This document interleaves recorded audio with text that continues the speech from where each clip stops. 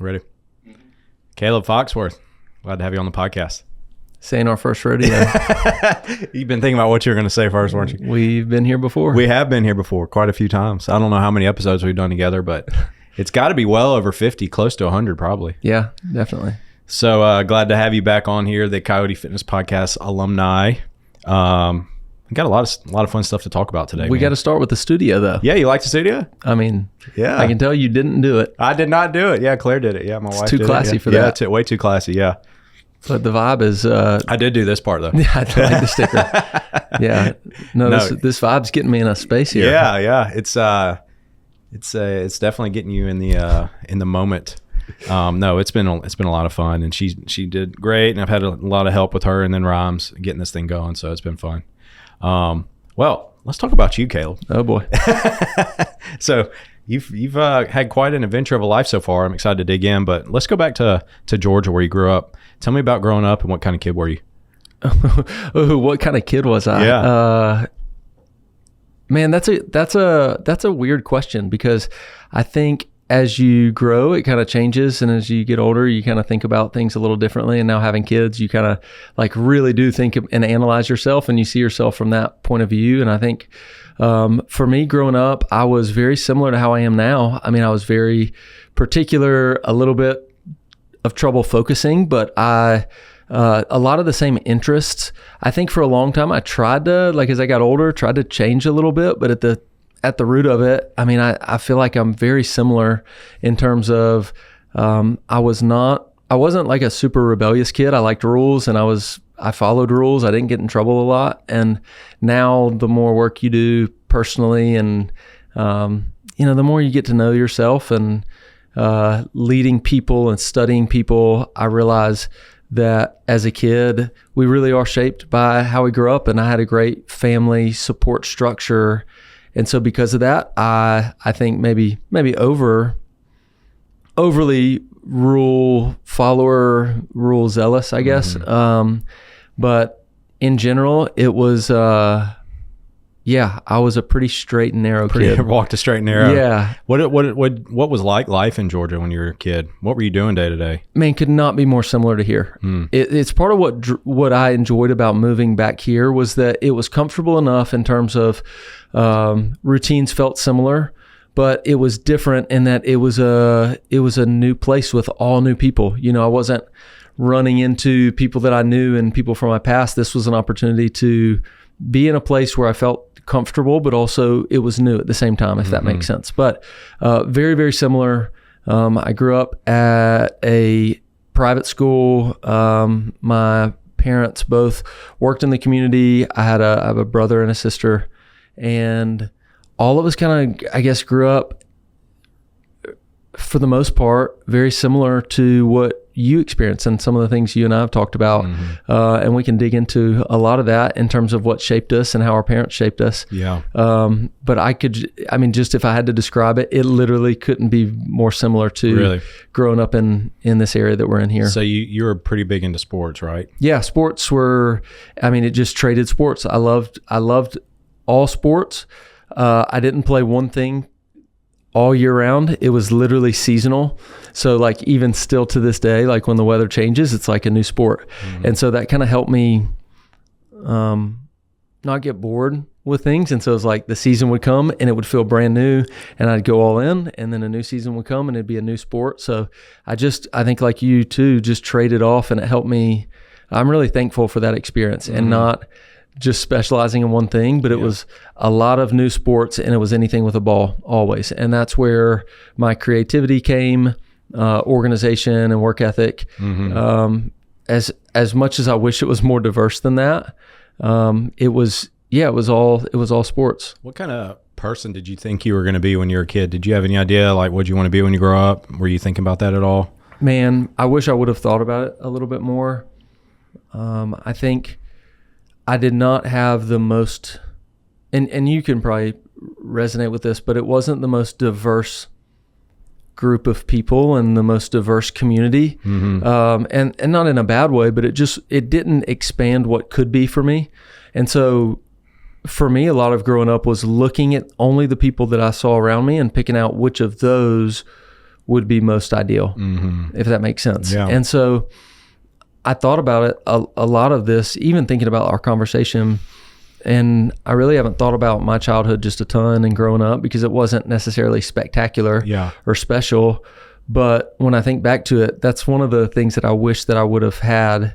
I got to travel a lot, but I didn't really spend a lot of time around people with the mindset of thinking bigger than what was just in your vicinity. And so you end up just falling in line with, 15 varieties of person instead of the infinite that kind of we see now as adults. When you traveled at that age, were you leaving the country at all or just going around the country? I did. I traveled. I got to go. My dad was in church ministry, and so we got to go, and I went to Peru as a kid, and that was a pretty life-changing experience too. And then periodically, it was just going on mission trips. And getting that experience. And so I was grateful for it, but it wasn't in the context of business and life and culture. Right. It was still pretty secluded, kind of like a camp experience. It's like you go to the mountains for vacation and to go explore, or you go for like camp. And it's, it was a little bit limited. I asked that because when we lived in Prague for a summer when I was a kid, and I'm old enough to remember, and I think it really had a big impact on how I viewed the world growing up, and being able to see that there's another way that people live that's completely different than ours. And, in a lot of ways, we're very fortunate to what we have. And we moved around a lot of different places. And so even though I did end up growing up in an area probably very similar to you, upper middle class, private school, I still had seen a lot more. And so I don't know, it just kind of gave me a good perspective. And it's something that I've thought about for our girls when they get older. That's very important to me, is that we'll travel, especially overseas, and go places that people live completely different than us, and see there's a different way to live. Man, I that's one thing that for sure, some of the things I've thought about since living overseas and living in Africa for a year, I wish that I would have done it sooner, because I feel like I wasted opportunities in even high school. Like, I know you can't go, and necessarily it's not very normal to do that in high school, but before college would have been so much more helpful. Because afterwards you're looking back and wishing you had such flexibility and you had such a time of opportunity to go and pursue different things, that you kind of do it. And I just followed in line with what I thought people did. Yeah. And then go and move overseas, and you get enlightened into what could be, and you realize how narrow-minded it was. But you just look back and it's like, I literally just spent 4 years doing nothing. Like, there's some benefits to it, but I wish I would have done it before. Yeah. And that's one of my biggest regrets from college, is that my school had a summer abroad MBA program, and some of my friends all went, and I wanted to go play summer baseball. And I wish I would have done that program, man. I would have had such a great time, and like seeing a whole bunch of parts of Europe. But you live and you learn, and you can't capitalize on every opportunity. Right. Well, who were some of the people that were influential on you in that time period growing up before college? Man, so I would say before college, I had a couple mentors, some guys that my dad actually mentored, being in ministry. He was in youth ministry, so like for me as a kid, I always spent time with like high schoolers, and because of that, it was great. And a couple of it was great to have to feel like you're older. They always made you feel like you're older, and so getting to see that was something that my peers in elementary school, even junior high, they just didn't have experience unless they had an older sibling, and that's unique. But these were people who intentionally like grew up around our family and spent time. It was very like communal in that sense.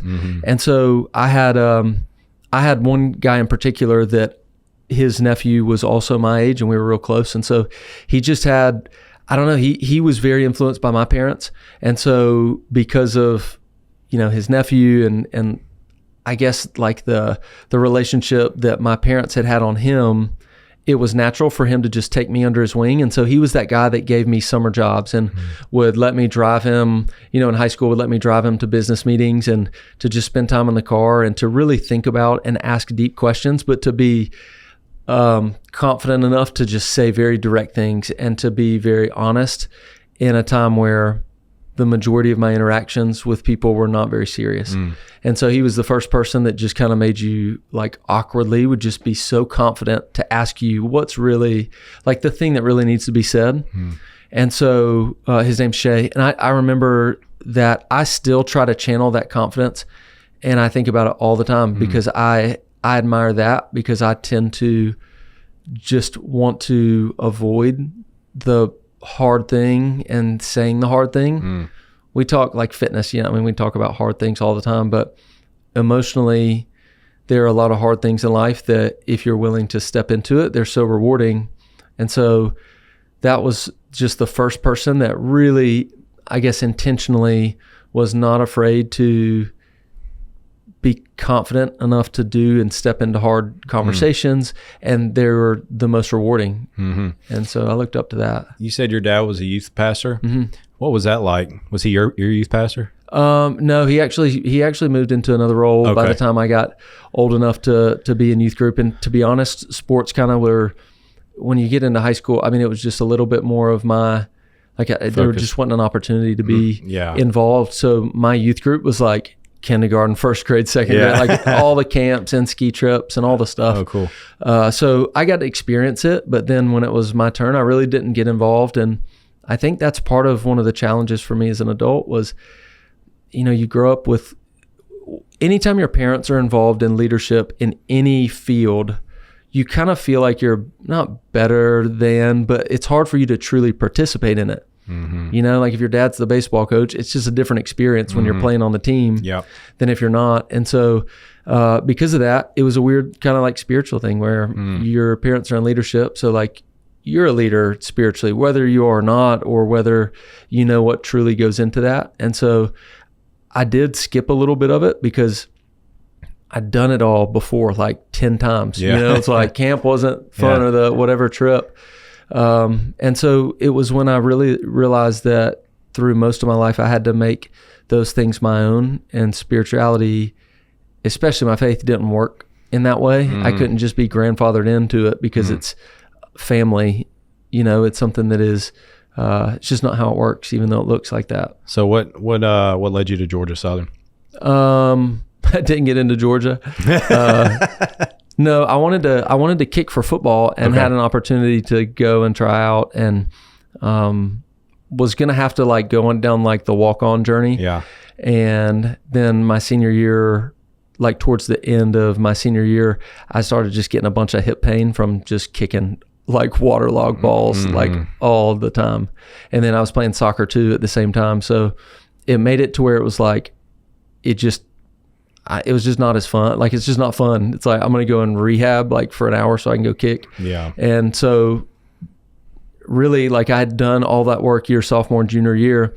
And then when it came time to it, my senior year, I'm like, I don't really enjoy it that much because it's going to take a lot of work. And so I just decided to, like, I'd already had the school stuff started and was going to be able to go there and relatively inexpensively, and had a lot of friends going that way. So that's it. It was pretty simple. I had real bad knee tendonitis my senior year of high school from kicking too and playing soccer year round.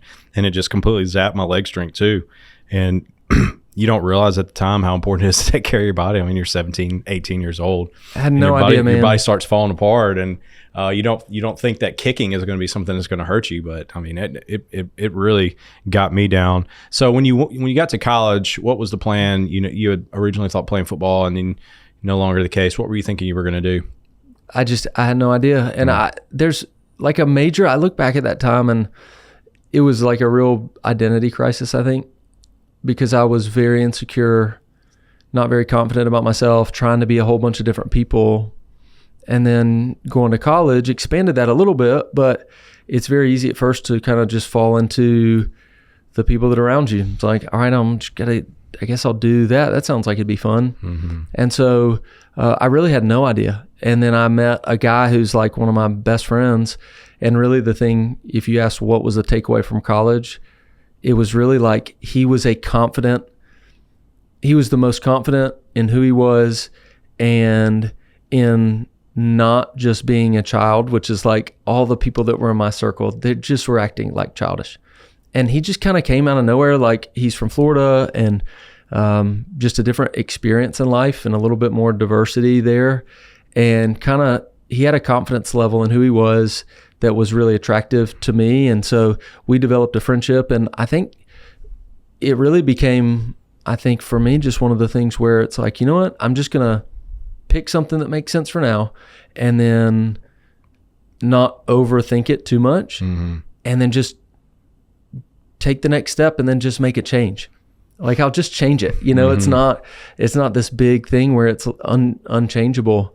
And so he was connected into construction, and we just talked about from a standpoint of what Georgia Southern excelled at from a school standpoint and what was available. Are they known as like yeah, they had a construction management program, okay, cool. A really high placement rate. And so it just, I don't know, it was kind of like, you know what, this is a little bit more hands-on than a business degree or communications or something random. And it was a little bit more, I don't know, it felt a little bit more out and about that fit with my personality. And so I was like, we'll just start here. So after college, did you take a job in that field? Nope, not at all. That's when I moved to Uganda. So never mind, I'm going to Uganda. Yeah, so thanks a lot, college. Yeah, I don't think that on my resume helped me get that job. But yeah, so moved to Uganda to volunteer, just to kind of do something and try to like, I don't know, not see the world, but just I kind of had this feeling of wanting to help people that it felt a little bit, I started to become a little bit more mature and empty and just like, I'm going to find the job that pays the best. And I really thought about, and that's, I guess my faith started to become a little bit more personal for me at the end of college. And I really felt like that's what God was like truly like leading for me, is just to be driven by other people and driven by trying to find where my strengths can be like a natural thing where I just go, like you just get to go full speed because you're doing things that match with you. And so looking at that opportunity, it was travel. It was outside of kind of the normal routine of what I knew, just felt kind of, I don't know, it just didn't feel right. So got connected with an organization there, didn't know anybody, and just got on a plane 6 days after graduating and landed and was just looking for this African guy that's like, you know, I'd never met and just talked to a couple times. Yeah. And so it was a ministry organization that worked with AIDS orphans, so orphans that were HIV positive and had been abandoned for various reasons. And so went to volunteer 6 months and just go, and had the support of some really, I guess, some mentors, like I mentioned before, and people who knew how valuable that would be for me for the rest of my life. And so they helped me make that happen. And so did that. And, you know, before long, just started to see more of a need and started to come into like the creative thinking of who I am and what I could do to make an impact, and saw a bunch of kids who were like 24 who just left after high school and moved there. And I'm like, you are like a grown adult. Like you've been on another continent for 4 or 5 years by yourself. You didn't go to college and just get drunk for 4 years and, you know, try to hook up with somebody or try to like just be so temporary minded. And it blew my mind. I'm like, you're from Tennessee and you didn't just go to Tennessee and like do SEC stuff. Yeah. You just moved to Africa, like, and started this organization and wrote a book. And so got connected to really cool people that really, for the first time, got me excited about having an impact and got me out of that identity crisis a little bit. Was that an opportunity that came to you, or were you looking for something? Did you just go search? I just started looking for stuff. You did? Yep. I don't even remember how I got connected to the organization. You knew you wanted to go somewhere overseas? Somewhere. Yep. My sister had gone and lived overseas for a couple years. And so that kind of broke the seal, I guess, for my parents and making it like a normal thing. And then I think in ministry, you get a little bit more used to the idea of missions and going to places that we have the ability financially to go and make a really big impact. So maybe that made it more normal. Yeah. Because I know for some people it may sound weird, but like that was just, I don't know, it made sense for our family. And that was like a very normal thing to come home and say, I want to go and volunteer in Uganda for. Yeah. What was your day-to-day like there? Early morning, wake up, and, you know, it was it was funny because it's so slow. Yeah. You know, like it's not fast paced. So for me, the organization was in the process of growing, and they needed someone to help them almost like organizationally, structurally bring a little bit of like that American, like, we just need a little structure. Just a little structure. Like, you know, we can get in the lines like, a little bit here. Yeah, we could do that today. Yeah. Like we could do all of that like before lunch, you know? And so I think a little bit of that kind of helped. And then I got there, and the family, it really was a God thing. The family, like, they had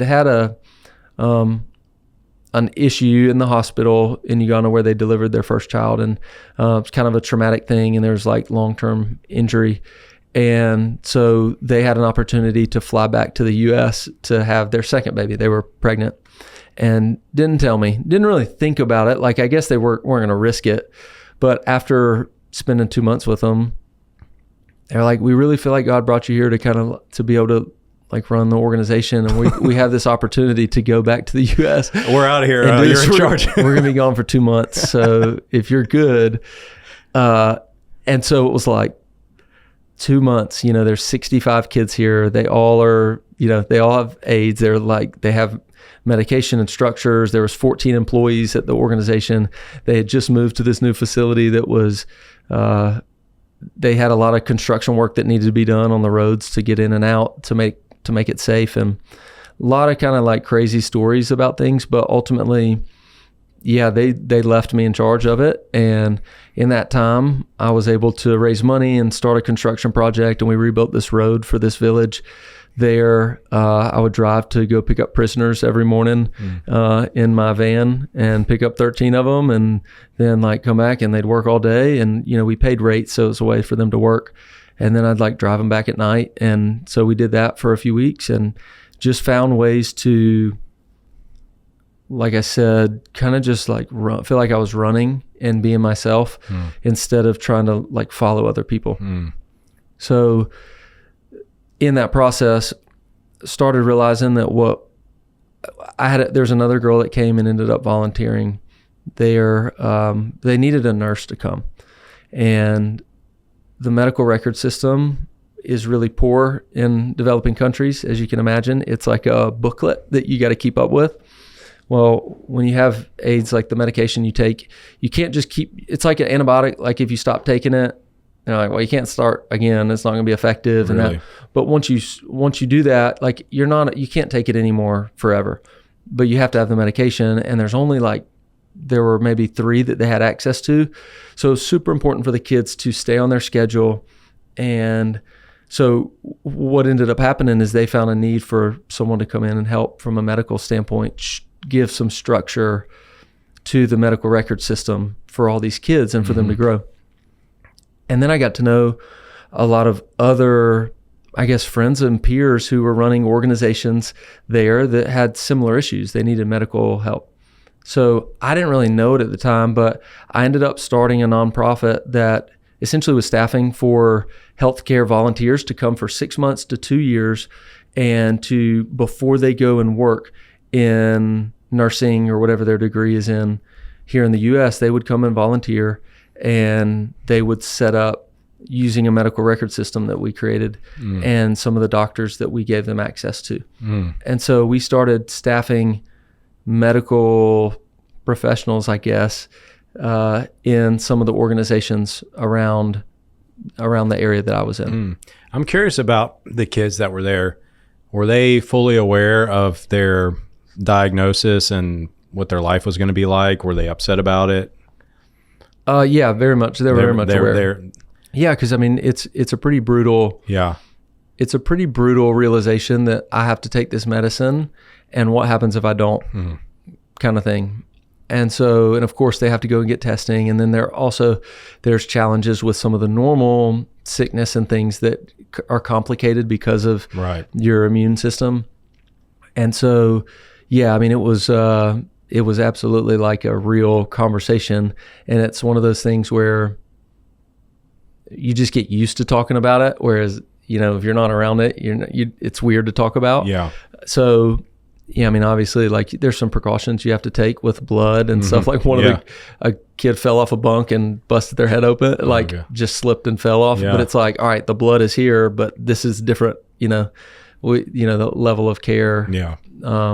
So there were, I mean, that's a way to rebel. Like think about being a teenager and wanting to rebel against your parents. And it's like, you don't really understand the consequences, but not taking your medication or, it could be a way to kind of rebel against that and just the situation that you're in. Man. So it's, it can become, it desensitized me a little bit to certain things, but it allowed me to you have to be effective, I think. So you learn to like discipline, like not that I was disciplining, but you have to learn how to help raise kids who are in a situation that is sensitive to me and shocking. But over time, I got to deal with it because I have to be the adult in the room, or I have to try to mentor or help. So at what point did you decide it was time to move on to the next thing? I moved back to the U.S. knowing that I would still be able to run that organization and we would still have an impact there. But it was very clear that, and I prayed about it for a long time. And there was a point where it was like, I know I got to decide in the next 3 months, am I going to stay or am I going to come back home? I don't want to be in that like in between land forever.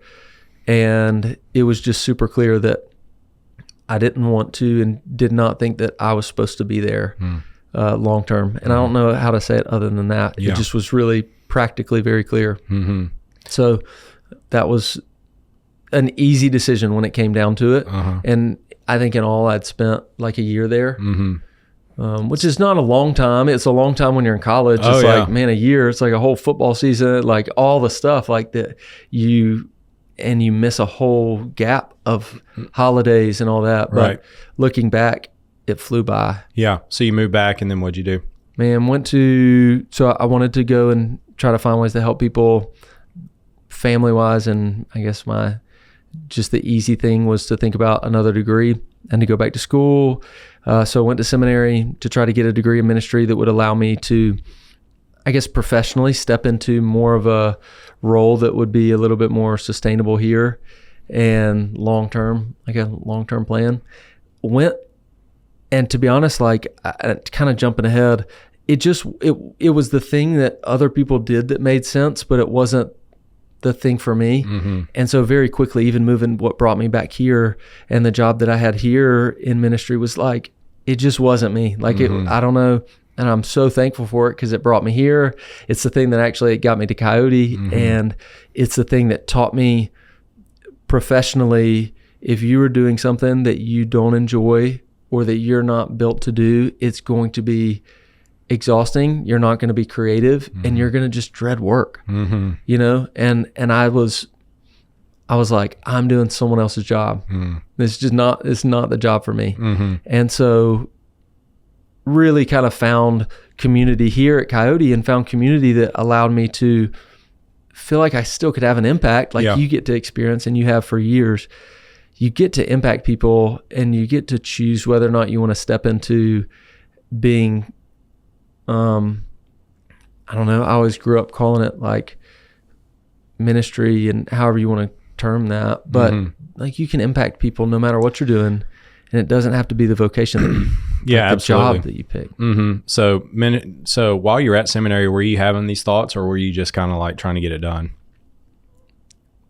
I was going back and forth to Africa a little bit. Okay. And so it was a little bit still creative. I didn't know what to do though. It was like, I have no idea what job it's going to be. So a lot of that in school. So I don't know what's out there. So what ended up landing you at Broadmoor? My just family connections back here. Yeah. My growing up, being born here and having some connections. Yeah. We just had some family friends that had moved back to this area and they worked there. And so it was kind of something new. Yeah. New place to go and not just go home. What was your role there? I did college and it was young adult. So like anyone who was single, not married, but in the kind of in-between awkwardness of like what happens when you transition out of college, but you're not jumping into like kids and getting married right away. Right. And then you joined Coyote pretty quickly after you moved here, right? How long was it? 2 months. What brought you to Coyote? Sam, right? Sam. Yeah. He was on the placement committee to like the hiring committee and interview. And so He's the one that knew that I was coming here knowing nobody. Yeah. And it would just be an easy place to get connected. Yeah. And an easy place to, I guess, meet people that would kind of create community for me outside of like moving anywhere for work. Yeah. So what kind of attracted to you once you got going and started coming consistently? To Coyote? Yeah. Oh man, the list is forever. Ultimately for me, it was a combination of health. My health was not a priority when I was overseas, like a sacrifice. You kind of sacrifice your health in a way. And so for me, I started feeling really good, and I was kind of addicted to the calmness that you get after intensity and exercise. And then also I grown up, we talked about like sports, and it's just such an outlet for hard work and all the things that make you feel really accomplished. And I was able to do that. Whereas like in Africa, it's like, all right, I'm gonna get 22 people together and play soccer. Like that's kind of hard to do once a week, and it's just kind of hard to get, it's hard to exercise. You're either by yourself in a gym or you're trying to get pickup games in whatever sport. And I needed something every day. So it was just kind of there every day, and then it kind of snowballs. Yeah. So at what point did you start considering coaching? Man, it probably in combination of realizing that I was in a job I didn't like or enjoy, I started to think about what would I do if I didn't care, if I didn't feel like pressure to do something that was like the best thing to do, what would I do if it was just me and I wasn't thinking about what other people think I should do? And it was like, I would just spend all day there. And then realizing how much it affected me from a health standpoint, I realized that that's like, you get to see people at their most vulnerable every day. It's like the most fun part of their day. And that's something that's hard to replicate. Like to truly see people when they're not trying to perform for you, they're most vulnerable, right? Like they're sweating and insecure and working hard, and it's fun. And so it's not like a party where it feels awkward or like a work event. And it's not work, and it's not a family thing, like something they chose to do, and they're vulnerable. So it was such a fulfilling place of conversation. Yeah. You really get to know somebody. You see them in ways that you would never see them in any other avenue, or there might be some other avenues that you might be able to meet them at that level, but not many. And you get to meet so many types of people that you never would have met before otherwise. And that's one of the things that's always just been so fun for me, is getting to meet so many different people and interact with them on a level of equals, in that we both just did this really hard workout together. We might have done different variations of it, but we both did it together. And then you can see people's character. You can see the people that are going to show up every day consistently, and the people who are going to be super inconsistent, and people that dig deep when it's hard, and people that slow down or quit or whatever. So I don't remember exactly how you became a part-time coach. Do you remember? No, not at all. I think I was trying to think about it. I can't remember. I remember reaching out and asking about coaching, and it was like Chris obviously was here, and he was coaching the majority of classes. There weren't that many classes left. Right. So I don't know. I don't remember my first schedule. I just remember that I needed to find another job that I could do. I think you were coaching nights, weren't you? Like the late nights. So I coached a couple nights, and then I started working for my father-in-law at a PT clinic and doing classes for him and learning, like, I don't know, it just paired really nicely together. It was like half a mile away, and it was also in the realm of getting to know the job. Like if I'm going to do something, I want to do it really well. And so I wanted to study and learn a little bit. And so it seemed like like a PT clinic seemed like a natural place to learn how to help people from a deeper sense than just like, let's go, you got it, you know, like, so it was a good transition. I'm thankful for that time, and for him giving me that opportunity to not be there full time, and to know I was going to leave eventually, but to give me a chance to like be able to make it work so I could like live and actually do it. Yeah. Cause it's rare to get started with part-time unless you're, it's just a I don't know, timing it all. I couldn't draw it up. Yeah. It did work out really well. And then how long after that was it that we decided to buy the Flowwood gym and started talking to you about running it? I think it was like 6 months, maybe a year. I worked for Bill for a year and a half. So I guess I had started coaching a little bit more, and the classes started to pick up a little bit more. Yeah. And then, so maybe it was a little over a year. Yeah. And then, that was going to be the first chance to really like get to coach more. Mm-hmm. And so I remember I was driving in front of MRA when you called to tell me about it. Like, I still really? remember where I was. Yeah. And because then I called Sarah and I was like, hey, we're like, you and I are, here's an opportunity to get to do what I've been waiting to get to do. And I don't think I said it this way, but it's like, we're both going to go all in. Like, it's kind of like we're both doing it. Yeah. And so we're going to move, like, we're going to think about going to like live out there, like look for jobs out there for her. Mm-hmm. That's where kids will go. That's where we'll work out. Mm-hmm. And it's hard. You think about like leaving, we just said all the good things about a your gym. Community, yeah. And then you're leaving it to go to a new one. And I couldn't have done it without her because she came in and made it so much. She was so approachable for people. So both of us just decided, like, it was both of us that went all in. Y'all were married at that time? Mm-hmm. How long had y'all been married? We just got married. Y'all had just got married. Yep. So it's like, okay, all right, we're doing this. So Yep.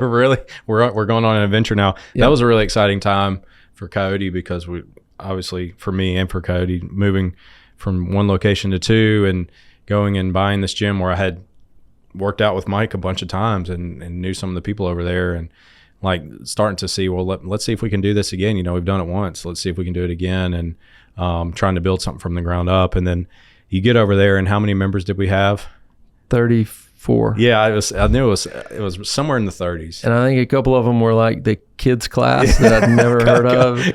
They may have been some inflated numbers, but it was, I say 30, I say 34. Yeah.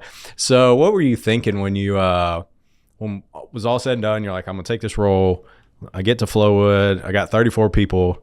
What was going through your head at that time? Well, I was still coaching Madison. Oh, for that's a right. while. Yeah, that's right. Yeah. So I coached the morning classes in Madison, just the early ones, Mm-hmm. and then would go over there because they only had 4 classes. I mean, Yeah. 4 or 5 classes. Right. So I don't know, dude. It was just the ultimate naive.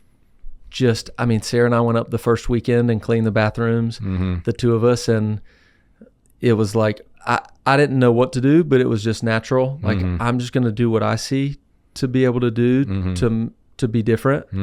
And I don't know. It was really hard. Like, it was really hard from a schedule standpoint. I just remember those first years because Sarah was at home a lot. Like, we had just gotten married, and so I would leave at 4:45 in the morning, and then the last class was, I don't think we did a 6:30 p.m. then. So so we got done at like 7, like, and I'd drive back to Ridgeland. So, I mean, it was like 5 to 7, you're gone. And we kind of just went on that journey of trying to build something. And when I don't know, you just enjoy it so much that you don't think about it. It's like, that's where I'd go anyway. Like, if I had free time, I'd go up there. Oh yeah. And so that's kind of that's why I feel like it didn't feel like what looking back it was. And so, man, yeah. So I don't know what I was thinking other than this is wrong. Like, this isn't the way you do it. Yeah.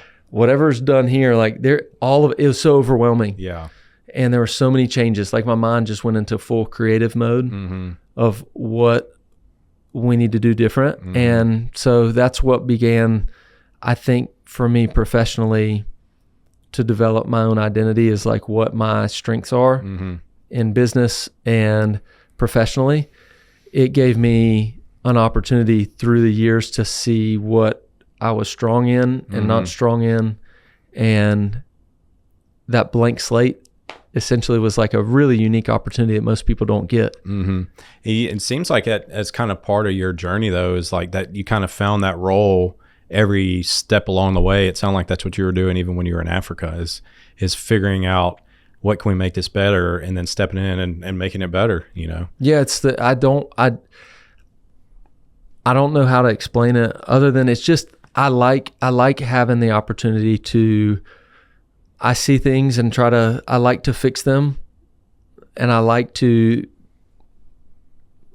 improve things. What can happen is there's just so many things that are overwhelming. And so I've had to learn patience over time and learn that not everything needs to be fixed right now and has to, but it's my nature to want to do it faster still. And so I just do a lot of it really fast. And I'm like, I love it. So I'm okay with trying to get it done now so I can work on something else later. And it's hard to push things down. So we did a lot really quick, and we spent weekends up there, and it was a lot of free time in the middle of the day. And I tried to use it to improve things and, paint stuff and just make it look nicer and just do stuff that now in business looks different. It's not as physical. It's not like mopping, but it's still that mindset of being able to someone to trust you to run things and loving the fact that like you get to try to find improvements and it's just a never ending process. You started to have, employees under you, coaches under you. What were you learning about leadership during that time? I learned that not everybody operates like me, and not everybody has the same motivation, and not everybody's in the same stage of life as you're in too. So how do you think about other people? I think you help me see that a lot too, is that you think about things as an owner differently than someone in the operations or hands-on role. And that person thinks differently than someone who's coaching full-time, and that person thinks differently than someone who's coaching part-time. And they're all extremely important roles, but you've got to think about being in that person's shoes, what motivates them, and not expect them to act like it or to be the owner, because it's different. And so I have a hard time kind of understanding why people don't just sacrifice their soul for their job, Yeah. Like, why don't you just stay up, like just keep working, like just call whoever and tell them you can't, because I like that. Yeah. But that's a unique strength, but by nature, it means that not everybody has that. And so I had to learn to think about who other people are and how they are in order to know what to hold them accountable to, because it's unfair to hold people accountable to things that are your strengths. Yeah. That's not fair to anybody. So eventually, you grew the gym at Flowwood to a very large gym, and then stepped over into the head of operations role. What did that require of you that was different than just the head coach at Flowwood role? I had to trust other people to do things that you work to create, and you had to teach someone how to do a job, and not you just do it. And it's challenging at first, because especially with the people, because like I cared about people like really deeply. Like I truly wanted to make sure and obsess about like you give that person gets 100%. And it was really hard to accept that other people, it's not going to be 100%. It's not going to be you, because you're just training them, like you're teaching them. So like watching your kid do something not as good as you could, right? It's that whole idea. So I think that's a leadership lesson I've heard from a lot of people, and it's so true. It's like, man, eventually the way that you have a bigger impact is you teach other people, but you accept that when you teach someone, they're going to do it a little bit unique, and to leave room for that, they're going to have to be, taught and corrected. So you got to be confident enough and direct enough to teach them in a way that they receive and how they hear it. And then you've got to be willing to be okay with it being done at 80% of what you would have done, because now you have 5 people doing what you would have done, right? Like, so that's the only thing. You just can't do it all. Yeah. So you had to learn I just couldn't do it all. And I tried to for a long time, but it's really hard to watch other people do it. But man, it's just a different mindset. Once it clicks, it's very rewarding. So what are some of the most memorable moments that you remember from your time coaching in Flowwood or at Coyote in general? Do you have any that stick out to you? Man, I wish I could count all the classes. I really haven't counted like the classes that I've coached. But to me, I don't know. There's a lot of like memories of people doing things or, you know, something happening in class. We had I told you about the spam pop-ups that came up on the computer one time in the middle of coaching a class. You might have. I can't remember. Oh man. Yeah. So it was bad spam. Yeah. The whatever McAfee software thing got expired over at the computer in Flowood. And I was like, man, this is a pop-up blocker. Like, no, I don't want to subscribe to this. Like, you know, no, I'm not paying $200 to renew something, and just like kept hitting it for like weeks. I was like, no, I'm not renewing. No, I'm not renewing. And, sure enough, like we got to class one day and it was a 3:30 class. So the gym had been closed. So the computer was off. And so pulled it up and reloaded everything and turned the computer on. And, you know, everybody came up to the board or whatever. And I went and like hit the internet thing for the workout to pop up. And, dude, it was like your worst nightmare pop-ups.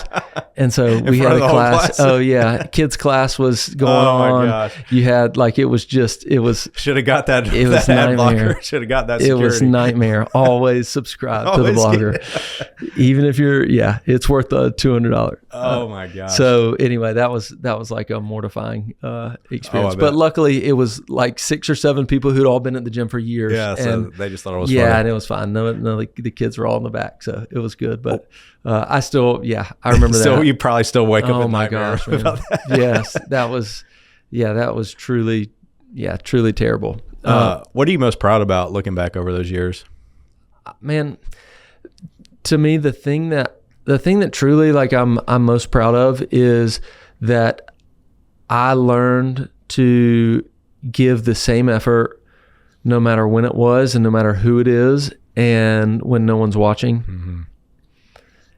And when you do that, you never know when it's going to like benefit you, but it's just the right thing to do. And every single interaction you have with someone, you never know how it's going to come back and impact you or them.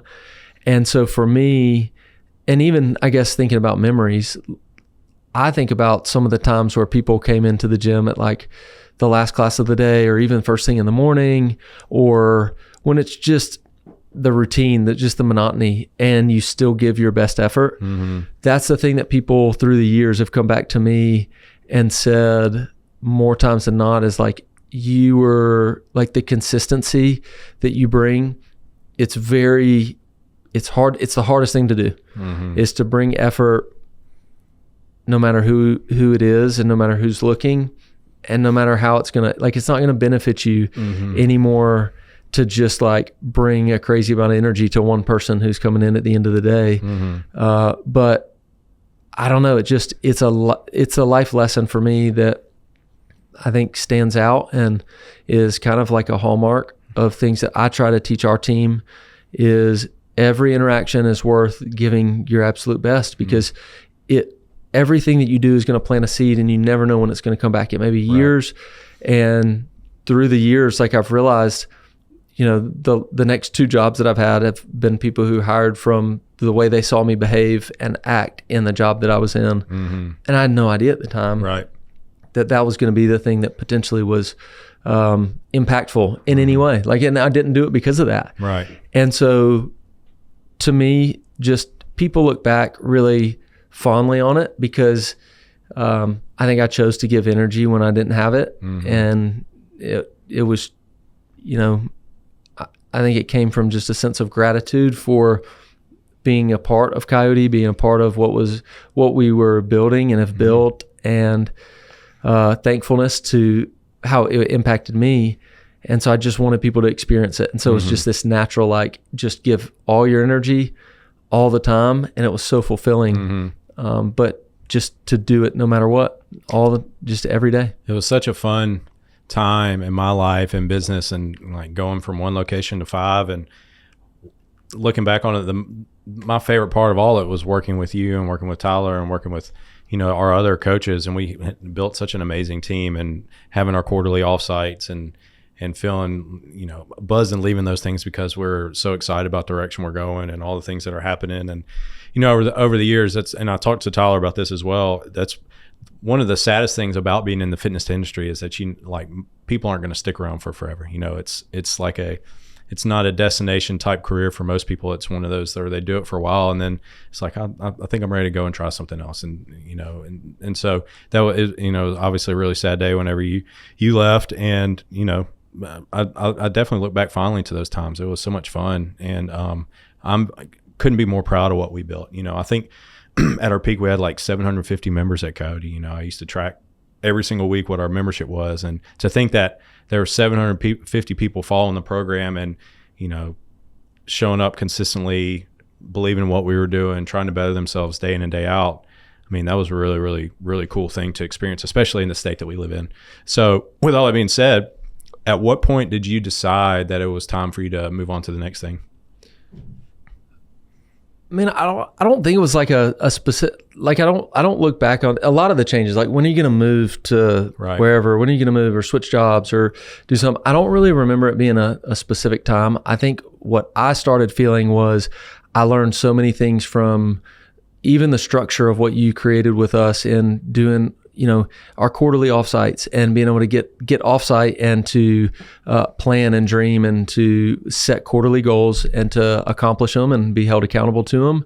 And then that was always the most exciting thing for me. Mm-hmm. And the more I started to love the business side of what we were doing, the more I realized that I felt called to take a journey of getting into a responsibility level that was larger than what I could in what we had built. Mm-hmm. And the amount of time, we watch people in health. That's why we're doing this. And we know that life is not promised and we don't have a lot of peak years, right? Like, there's only certain windows of time where we can, that we get to have to work, and we don't know how long it's going to be. And so I think I like to serve people and I like to work. I need a visionary person. And you kind of taught me, even as we read Rocket Fuel, like, I'm a number two. Like, I love to have someone whose strength is the visionary side. And I like to do and figure out what work it takes to make it happen on the structure and details. So as an integrator, I want that opportunity and I want to become a professional in it. Mm-hmm. And so, like watching the scale of Coyote and watching the work that you do on the year before and doing it the right way pay off after you get to, we did it, in Flowwood, watching just 5 years. And, I think, and of course, like having Tyler and Lauren, it was so helpful, especially at that time. But, going from 30 to almost 300 members, it was like, oh, that's how you scale. Mm-hmm. Like, you do the right thing and you just sprint and you do more of it than anybody else. And you watch doing the right thing with the brains behind it, and you do it day in and day out, and you're consistent with it. Mm-hmm. And then you see what happens. And over years, and it's like, you know what? I don't have many 5 or 10 year sprints left. Right. Like, I'm getting into my mid 30s and it's like, I only have a couple of these. I've got to take what I've learned and I want to go as big as I can. Mm-hmm. And I want to have as big of an opportunity to impact as many people as I can organizationally, like from the inside of the company. Right. And so I really started to feel like, as tough as it was to leave, that it was time to begin getting into a world where I was going to have, 100 employees or 500 employees to kind of lead, and for the level to not be one-to-one, but then you lead a leader who leads the people. And I needed to go and find that opportunity. Mm-hmm. Well, it's a natural progression for sure of somebody that has driven in growth mindset as you have, and like wanting to learn. Like, eventually you're going to get to the point where I want a bigger challenge, So what led you to go to DR Horton? Man, it was another one of those like in between things where I didn't know what the long-term play is, but it was an opportunity that was presented to me because of relationships that I built, and a really great opportunity to go and to kind of jump ahead a couple steps of what the normal progression would be.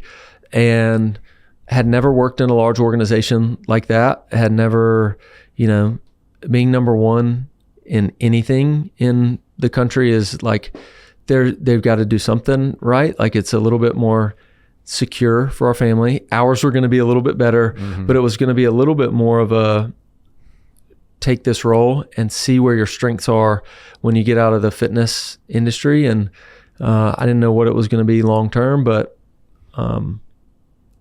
had a feeling it was not going to be a long term thing,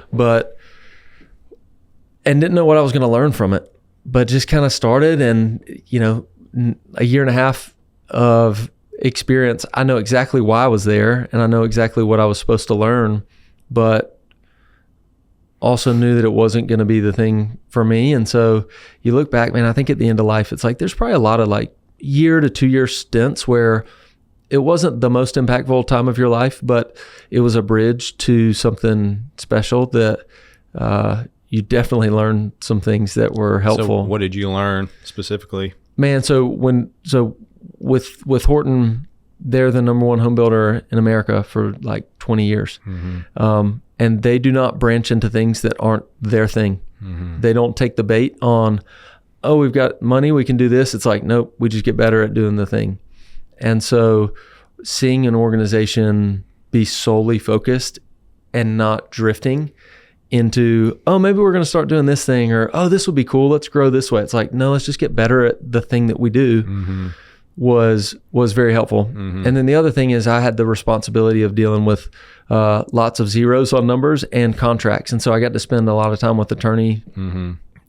And that has helped me more than anything practically, is learning how to read contracts and how to negotiate and how to be present and calm in the room where you are guiding a very important discussion, and a discussion that is potentially, 5 to 10 years of someone's life, and maybe the most important deal that they do, and to try to go at it from a professionalism that I just didn't have a lot of experience in. And so it gives you a little bit of that corporate understanding. And then the other thing is talk about like organization. I think they did $38 billion the year that I was there. They have like they are organized in the way that your experience is. So as an employee, it kind of gave me ideas of, oh, this is what it's like to have the proper channels and how to organize things. And it showed me just what could be, I guess. So what led you to your current role? Another Hunter Flint. I did PT with him. And so he kind of watched, we got to spend an hour together 3 days a week for a while and just get to talk. And he wanted to scale his company, and he was stepping into and kind of had stepped into like a really fast growing company that was outscaling what his strengths were as a visionary leader. When you start a company, started it in 2020. When it grows really, really quickly, you very quickly know where your strengths are, and gaps start to appear because you're still thinking like visionary owner, founder, you're thinking up, and you forget that you got to communicate down, and you have to start. And the bigger you get, those communication gaps have significant impact in your ability to go high. So I think some of the conversations he and I had about what I was doing here in operations back years before just stayed in his head. And he had come to our men's group a couple times, so we stayed in touch. And he just saw my role here and how much he needed an integrator, and it was literally what I did. And he needed someone to come in quick. He needed somebody quick, huh? Yeah. So how long have you been there now? 1 year. What's the company called? Steadfast Employment. So what exactly do y'all do? We are a staffing company. We have offices here in Flowood, in New Orleans, and then in Houma.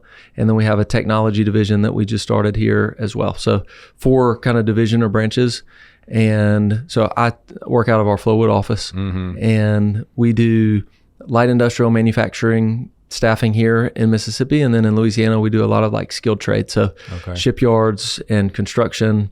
We acquired a clerical staffing company, so we still have some clerical administration stuff. But that was a unique world that I didn't really know even existed. I think when we worked together, I think we had someone call and ask if we wanted to they said they had a candidate for Coyote Fitness, really? Like someone to coach. And then I found out that it was like a 25% markup or something. Yeah. And it was like a professional. I was like, what? Why would anybody ever? Like, are you crazy? Like, I probably hung up on the person. Yeah.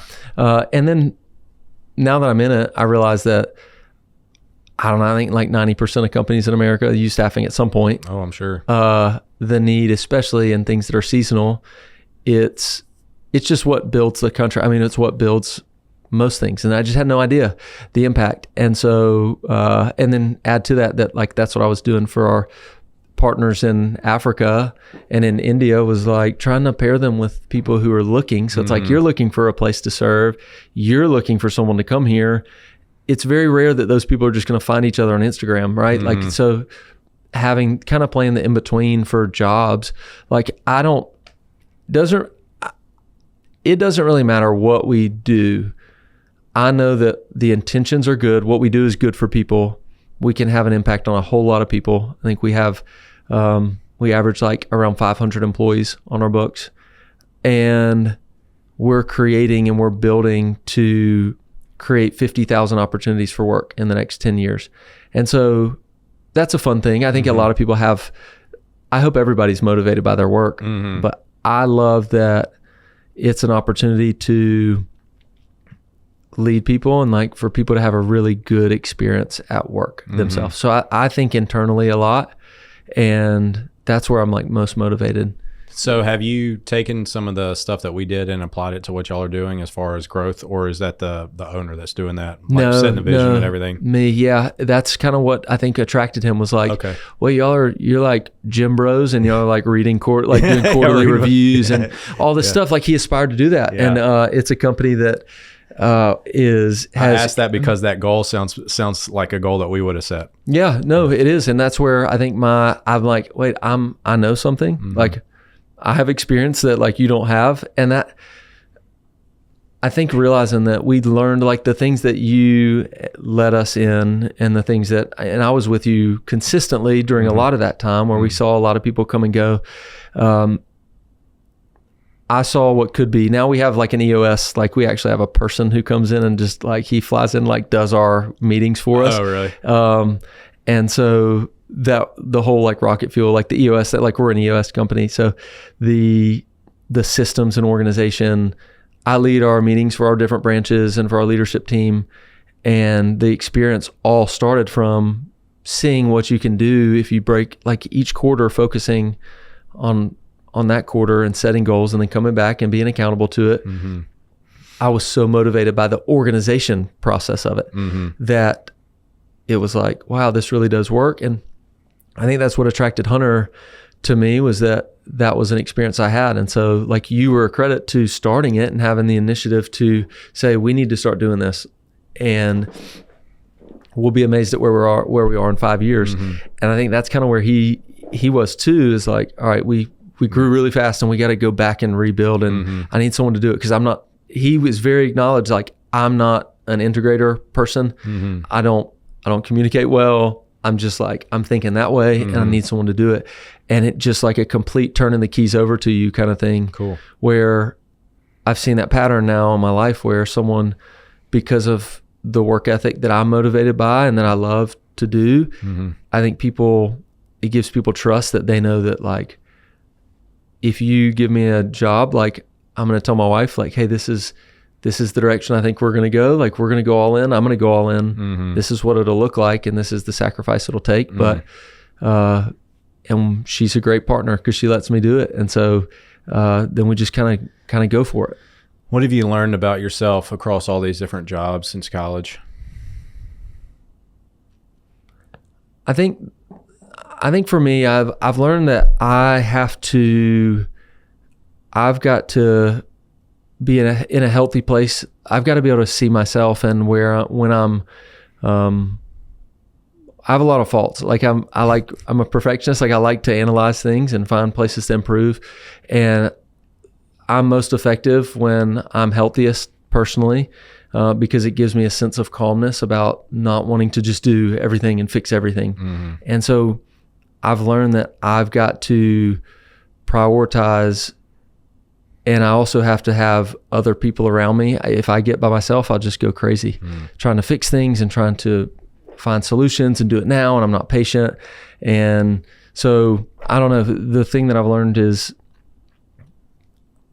I love what I do, but I also I have a wedge. If you're an Enneagram person, it's like I have a wedge of things that I'm strong in, and that means there's a whole lot of things that I'm not strong in that are so important. And when you get to a bigger organization, more responsibility, you've got to learn how to leverage, and you got to learn where you're not the strongest and enable someone else. That's interesting. Yeah. So I sent you 5 questions. Yeah. Before we move on to the last section, what are 2 books that you loved and or had a big impact on you? The first, Unreasonable Hospitality.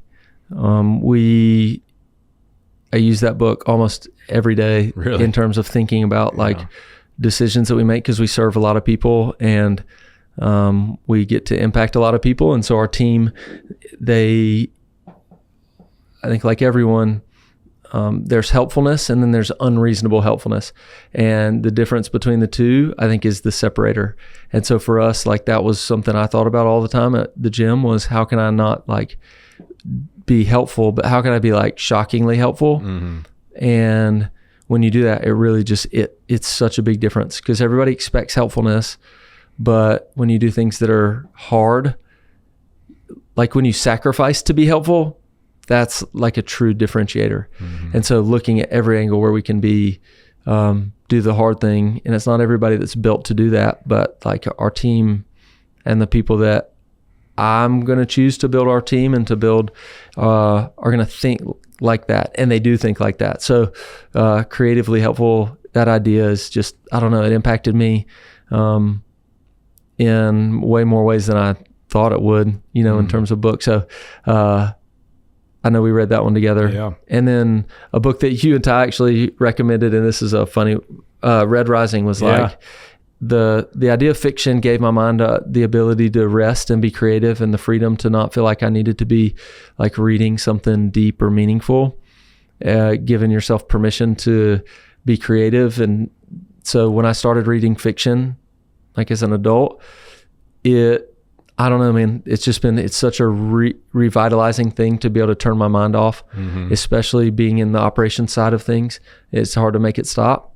And so that book began the journey of reading fiction. And now I'm always I'm always looking for and reading books. I actually just got done reading through them again. Oh, I was going to ask you what you're reading right now. You yeah, just read them again? I just finished the second one. And so anyway, I don't know. It's kind of a funny answer, but reading fiction, man, as an adult is such it's something that you just don't get often, and the movies just don't do it. I think a lot of people write off fiction because they want to, if I'm going to read, I want to be useful and helpful. But I think reading fiction opens your mind up to the creativity and also empathy that you will never get any other way. And so I always want to read fiction.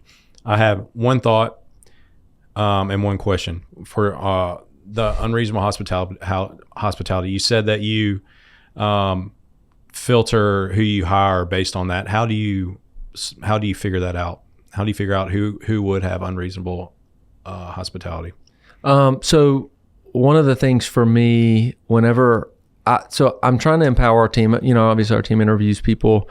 And so I like to, we like to find people who are especially in certain roles, it's a little different, but I like to find people who've been in the service industry. That's that's a big thing. And so we just hired a girl in Flowwood who won the Server of the Year award. And it Nice. Did not have the professional resume that you would expect, but there was, when you find people who are successful in that industry, it's people are rude to you, and you've got to respond. And so we have candidates and people that come in and they just it's a lot. We hire and fire a lot of people every day, right? Because there's just so much turnover.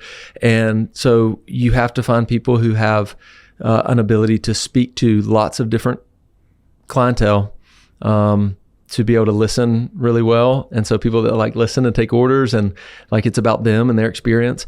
To me, when you find people who have experience in life in the service industry, that's a huge thing. And so just trying to kind of lean into the lessons they learned in that, and what were some of the hardest parts of that role. When there were times when someone was rude to you, so whatever, I don't know the exact question, But trying to ask and see what happens when someone is like, what's the most unpleasant experience you've had with a coworker? What's the most unpleasant experience you've had with a customer? How did you respond? Because when people are able to serve someone that's been rude to them, then I think it's going to allow them to be able to stay process driven and not be like in the waves of emotion that can come with interacting with people from a customer service standpoint. Are you going to watch the last season of The Bear? Man, it's by myself. You know, Sarah, she still gets stressed out by it. She can't handle it. Such a good show, man. I can't wait to watch it. That book always reminds me of the show, though. Yeah. And that episode that we watched in our offsite. What's a piece of advice that really stuck with you?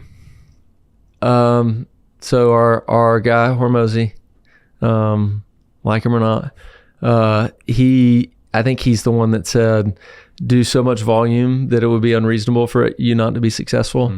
And so for me, I get like anxious and nervous a lot about different things. And so I have found that the reason that I get anxious or nervous about things is because I'm not prepared enough. And I also found that there's a lot of people out there in the world who are doing way more than you are. And when you think you've done a lot, there's someone out there that would make that look like nothing.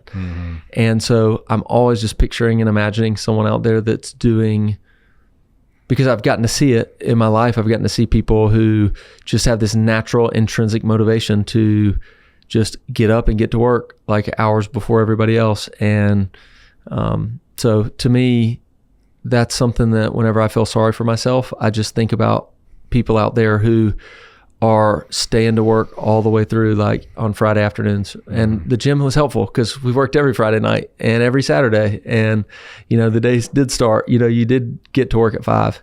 And so now in the corporate world, it's like people come in at 8 and then they like leave at 4 or 4:30 and they go to lunch for an hour. And it's like, what on earth? Like there's so much time. So I'm really thankful for that experience work-wise, to see what the physical labor, the physical toll that the gym industry has, because you get into the corporate world and you like if you were to work from 5 till 8 o'clock, like you just doubled up on somebody. Yeah.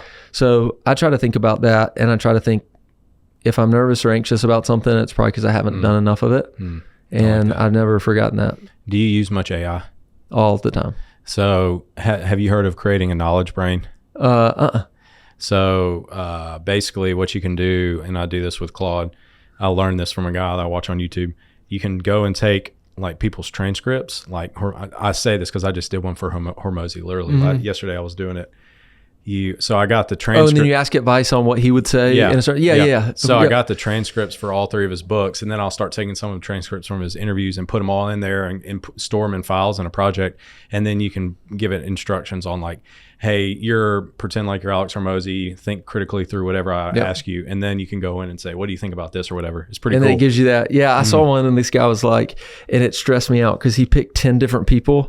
And it was like the sales of Alex Hormozy, you know, the leadership of like Tim Cook and then the like whatever. And the risk of Elon Musk and all this stuff. And I'm like, oh my God, like I wouldn't even know what question to ask. But I use Claude all day, every day. Yeah. It's just like life changing. It's really fun. I just really enjoy using it because it makes you think in so many different ways that you wouldn't think normally. And you can like do things so much quicker. Like if you want to create a spreadsheet or something, you don't have to stop and take time to do it. You just tell it to do it and you can kind of move on to the next thing. So man, it's been really fun to use. So next question, what's the hardest season of your life that you're now most grateful for? I mean, yeah, we've talked a lot about it. Like, I think the gym was tough, like just getting married and having, you know, relationship, like it's built on relationships. And that's why like work to me now seems a little bit not easy by any means, but it's hard to build a gym because it's built on relationships and it takes a long time. Sales are long and you're selling like pain to people and asking them to pay a lot for it. At first, that's what it feels like to them, and inconvenient.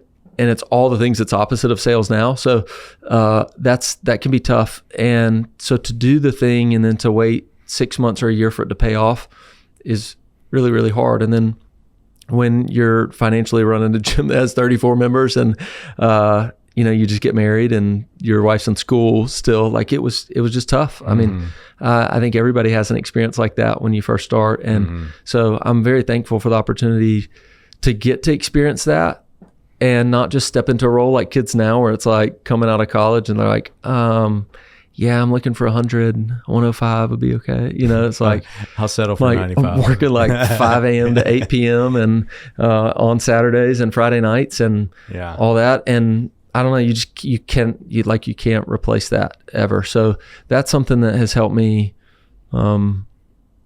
be grateful for what I have now and to still want to work harder because it's the work that's like the fun part, not the reward, like the end of it. Yeah, that makes sense. That it would feel like almost a little bit easier because I know your schedule and you worked really hard for a really long time, a very tough schedule. And I think Layla Hormozi said, speaking of, we're talking about the Hormozis a lot. I know. I hate that. It's probably cliche. She said, if you can make a gym successful, you can run any business. And I mean, it's really, really hard. And I don't think most people from the outside ever really fully understand how hard it is. And so it would make sense that you would step into something and feel like, man, okay, I'm taking the donut off the bat now. I'm going up here to swing. No, it's for real. And it's hard because sometimes you say that too and people don't realize it. Yeah. Because they think gym and they think a certain thing. But especially like we're in Mississippi, it's CrossFit. It's still like it was early-ish for that. The name carried so much connotation. You just had so many objections. And so to me, that's why I double down on like experience and hospitality for people. Because if you truly care about people and you go the extra mile for them, and you learn that you can sell them something that's probably like 4 or 5 times more expensive than they thought. And if you can do that, like selling something that's very comparably priced to someone else that also is like going to benefit them, it's going to take pain away. It just gives it just gives you, and then you add, like you said, the hours to it, and like it's not physical, like you sitting in like a chair with like coffee and some of the things you fantasize about, like when you were coaching. It's like, wait, I could sit down and work. I'm just picturing you as the guy on Office Space, just coming in there. So tell me what you do here all day. Just like 30 minutes to get my coffee made and all that. I'm going to go with my taking the donut off the bat analogy. That's how I'm going to look at it now. Man, I don't know. It's there's a lot of things that people, a few people kind of understand what it takes, but to do it right and to see it grow, it takes things that, I don't know. It's just lessons that hopefully you get a chance to learn because a lot of people don't. Yeah, for sure. What's something about you that would surprise people who think they know you?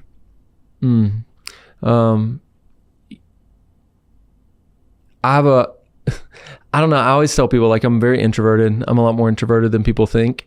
And I've realized like lately, and even getting into work now into kind of a professional environment where I do have to sit and think like a lot throughout the day. Like I have a lot of learning, like I had a lot of learning disabilities growing up and just some challenges with that I have a really poor memory, like just naturally. And so I've always wondered why I'm an introvert. And I know like we've talked about a little bit because it's just, I like to keep to myself. I'd rather be by myself, but people are always amazed because I do find myself in leadership roles a lot.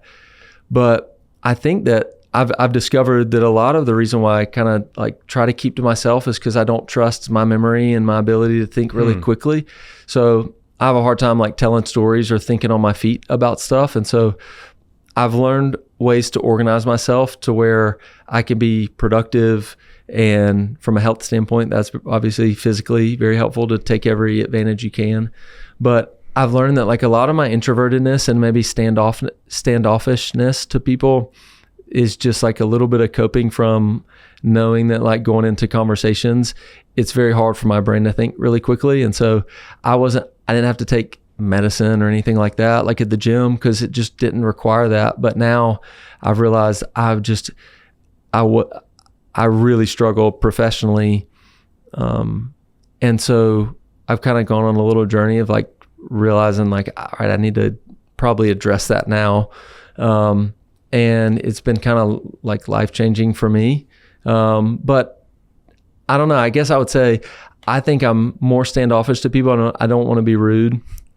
And it's not that I don't want to go to a party or I don't want to like hang out or go and talk to you. It's like I truthfully like I have a hard time thinking really quick on my feet in conversations, especially if I hadn't seen somebody in a while and I'm already kind of like not anxious, but just a little bit quieter. Yeah. I don't know. So that's what developed like my introvertedness. And so I think sometimes, I don't know, I hope it doesn't appear that I'm like standoffish. What to does people. that look like to address it? You said if I had to address it, what does that mean? Just to take medicine. Oh, okay. Yeah. Like once I started doing that, like it really helped finding the right medicine too and trying a couple different things. It's like, man, it's a game changer and I needed it. Yeah. And I needed it like I knew as a kid, but I just didn't want to. Like I didn't want to do that. But I've been able to manage it and it's been helpful. I know it's not like very fun, but sometimes like personality wise, I think I stay away from people and like lean into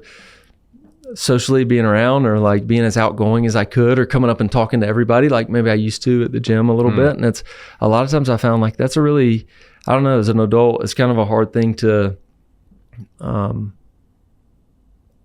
try to figure out later, but I don't know, it's been really helpful. So I think I'm a little bit more just naturally introverted than people think and just need to like, I like being by myself. There's nothing wrong with that. No, I know. What's something you used to believe strongly that you've completely changed your mind about? Man, I thought about this a lot because I think it's healthy to grow and to think differently. And, I used to, in the gym, I used to think like our community's great. Like you've worked like your career to build community and to find that. And I used to think that you could find it all because I was so enthralled with it and loved it so much that I used to think like, this is the community that has everything. But as I've gotten older, I've realized that we like at the gym, like we don't have everything. There's a lot of needs that people have. And I used to want, maybe because I was selling it and it was like our business. Right. But, I think I probably missed getting involved in different communities of people, whether it's men's group and some of the guys that you've talked to on the podcast have talked about that. And even being more involved in a church and community that way, because like you said, the most frustrating thing is pouring everything into people and realizing that fitness for people is like a season of life sometimes. Like sometimes their kid's schedule makes it impossible for them to get to the gym like they have for 3 years in a row and you've given them, and it has nothing to do with you. And we used to like I used to take it real personally. It's like, man, did I do something wrong? Whatever. As I've gotten older, I've realized too that the community that we have, it's seasonal and injuries come up and there's financially sometimes people move and it's like, fitness is not enough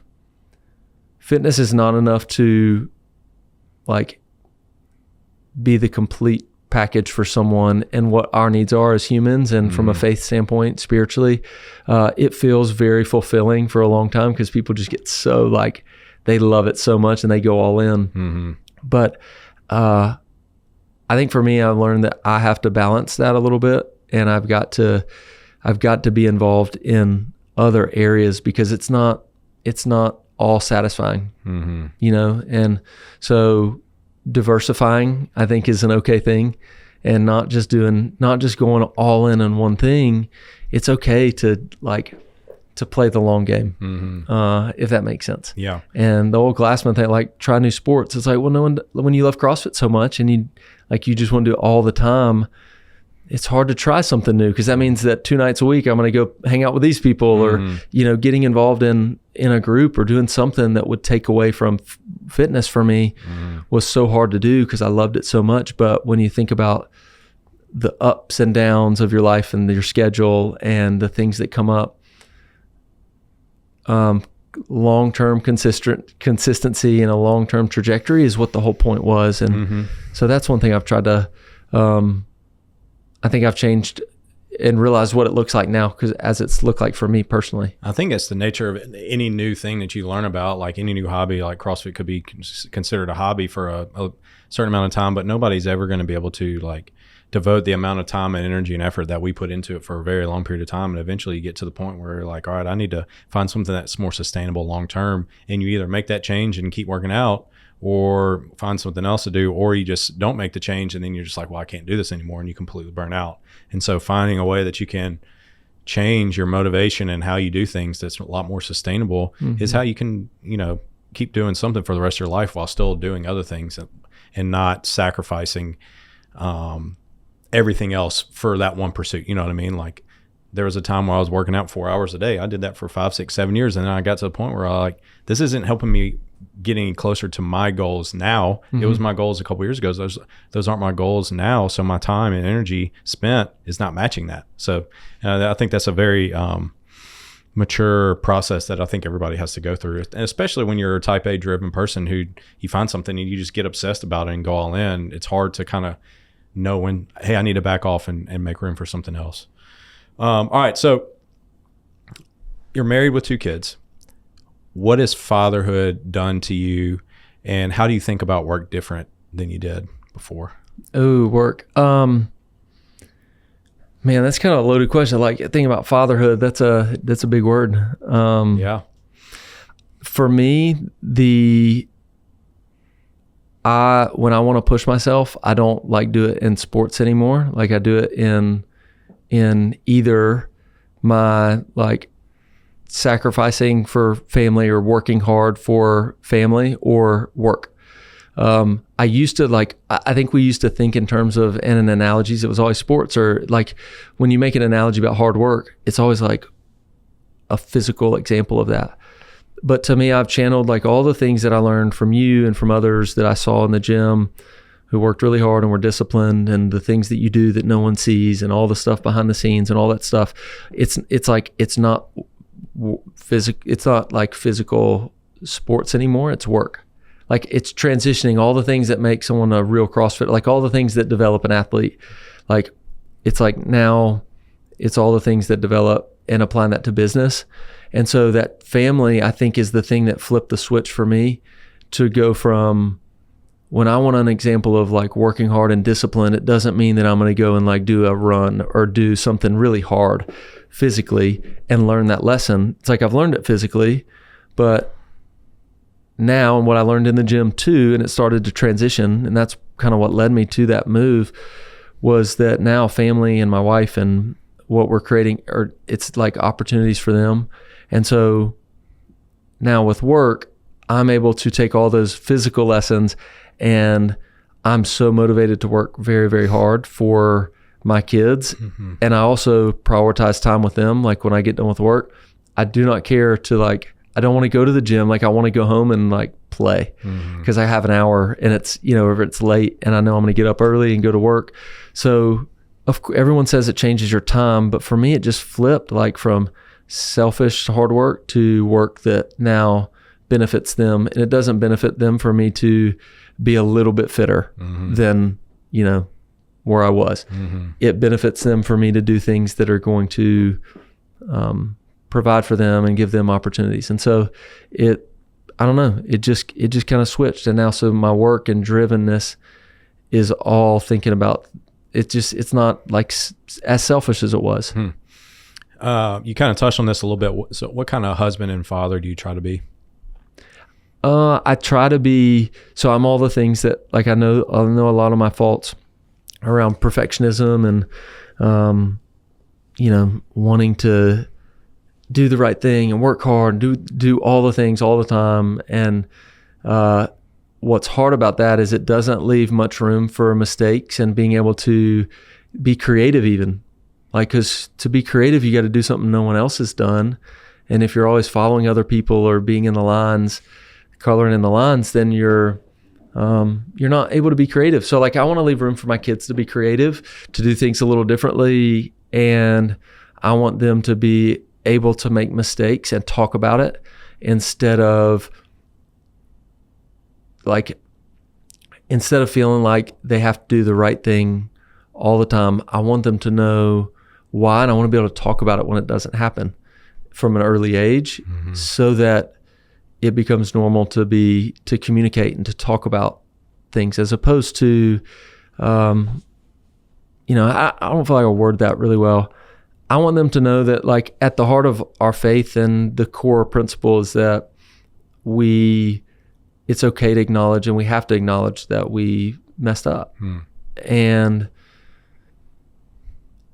I think that's really hard for people to do. It's hard to acknowledge that. So I want them to be able to, I want to be able to acknowledge that like they can open up about that. And that's actually like a way to grow, is to talk about mistakes. And so I don't know, I try to acknowledge more mistakes as I've gotten older. I try to apologize more and to be open and honest when I messed up, and when I could have done something better, or when I, did something for the wrong reason. And I want them to be able to do that too. So I think for them seeing that example, I hope gives them freedom to like not be afraid of, not have anybody to go to because they're ashamed of things, or they feel like they've got to be, they've got to be perfect or do things a certain way because everybody around them does it. You mentioned earlier that you definitely felt like you were in the wrong role, wrong fit for what you're doing when you're at seminary in your role. What kind of advice would you give to a young guy or girl who's listening who feels like they're in that season right now and they're just in the wrong spot? I would say that the next spot doesn't have to be equally as right as how wrong that spot feels. So like I said, there's a lot of bridge times in our life. There's a lot of times where we can learn a lesson, but it doesn't mean it's got to be the best thing ever. And so I think sometimes we feel pressure to, when we make a move or we do something, we feel like it's got to be the one, when in reality, like it may just be the next thing. And so instead of overanalyzing it and feeling like I've got to wait, you just you wait forever. It's another lesson like from the Hormozy world. It's like you could take a year and overanalyze something and then do it, or you could just do it and then realize that wasn't the best and make a change and then find the rest, and you learned a lesson, and you do all that in the time that you just overanalyzed it. So if you're not where you need to be, just take the next step. Find something that practically works, that isn't going to put your livelihood at risk, and just do it, and then see, and then don't be afraid to make a change. Doesn't mean just like not necessarily jobs, but it's okay if it's not this like life story that's like, this is the job that's got the most meaning in my life. Like it's okay to just do something new, because if you're not in the right place, that's wrong. You're not sure, and you're never going to know if something's right until you do it. So instead of just sitting there and thinking about it, you might as well just do it, and then you're going to learn if it's a mistake anyway. So I just, from an overanalyzing person, I think that's what I would look back, and it's like, man, it's okay. Like just try something and do it. Don't, you're never going to have all of the things accounted for before you make a decision. And most of the time it's too late after. So you probably have at least, 10,000 hours on the floor coaching. Grew Coyote Flow to probably the largest gym in the state, at least CrossFit style gym. What advice would you give a current Coyote coach, or just a coach in general who coaches this type of, group fitness? What advice would you give them? To give a current coach. Yeah. To give every single person your best effort, and to speak to everyone like you're speaking to the person who's brand new. I think sometimes we get in this like, you get comfortable with the people who've been there every day for years. So you talk to them and you forget the person that is brand new.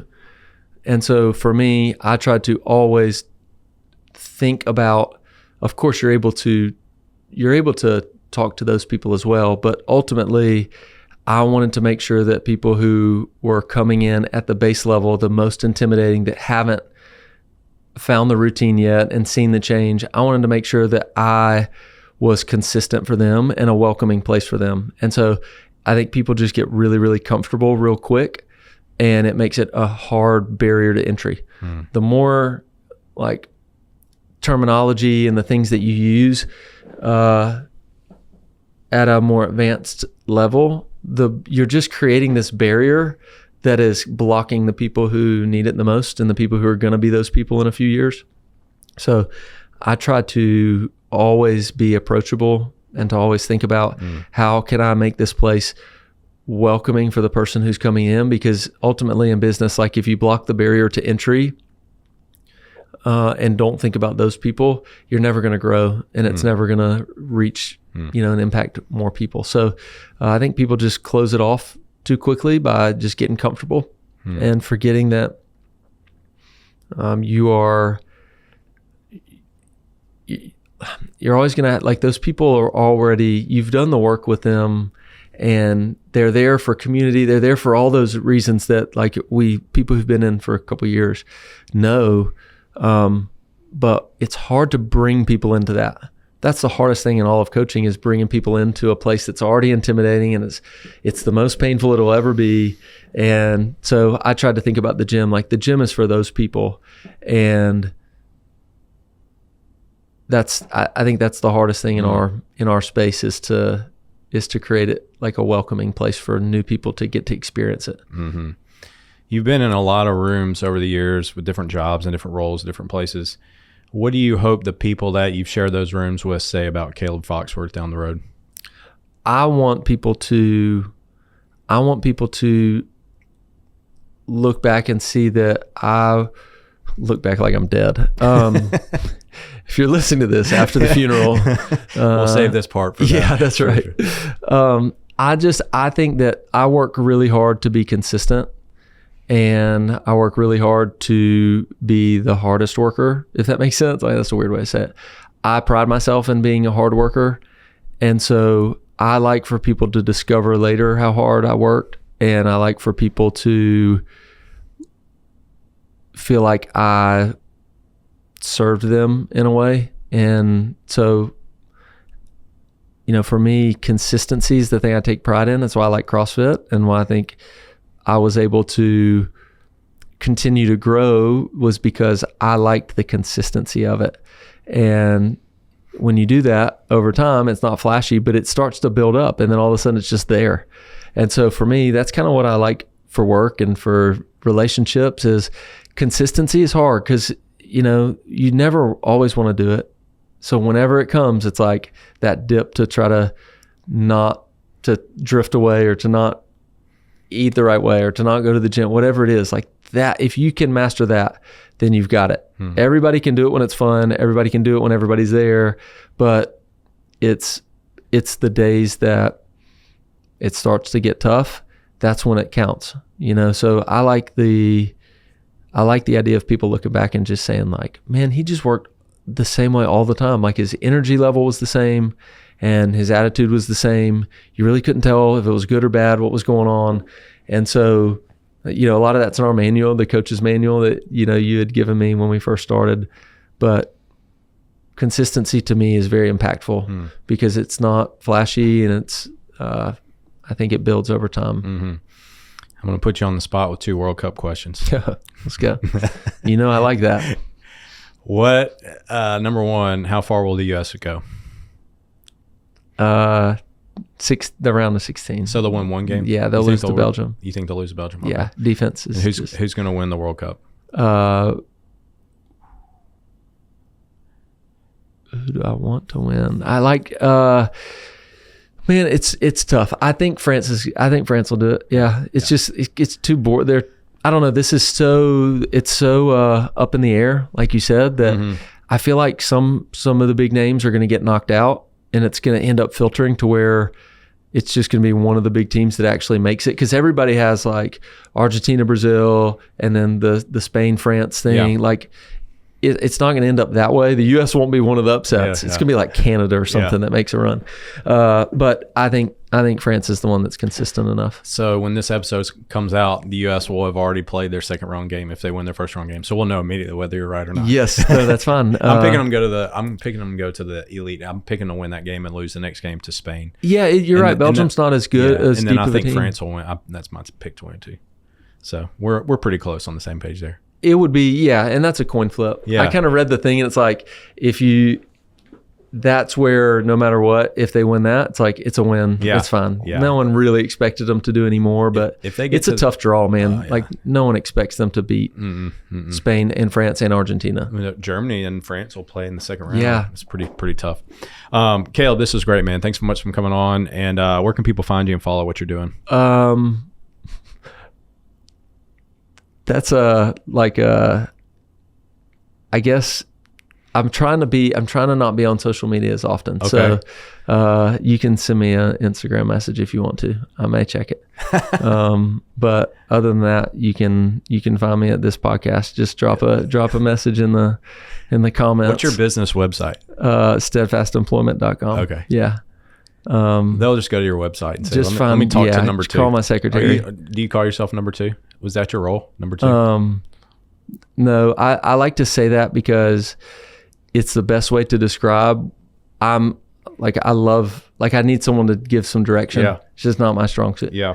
I'm very indecisive on things. And so I love like people who are very clearly the visionary. And I'm like, man, I'm glad you had that idea. Well, most founders are like that anyways. They're the head in the clouds, and then they need the person to actually make it happen. They are. And the people that do both end up being like Elon Musk or somebody like that. It's really bad if people think they can do both, because you typically can't. It's very rare. And there's not enough time to do both. Mm-hmm. You end up, that's just one thing. When I got in the organization, I started asking people, it's like communication, like I got no idea what's going on, like that sort of thing. So I think when you have that, it's a really powerful, that's why the book's called Rocket Fuel. I think we read it together, and it was kind of a perfect summation of that picture of what can really happen in an organization. So we used to do recommends, but yeah, I'd recommend if you have it, outside the box. The book Rocket. We did. Well, I guess we did a little mini outside the box right the there. The book Rocket Fuel is that's one that's your week, and you got to throw your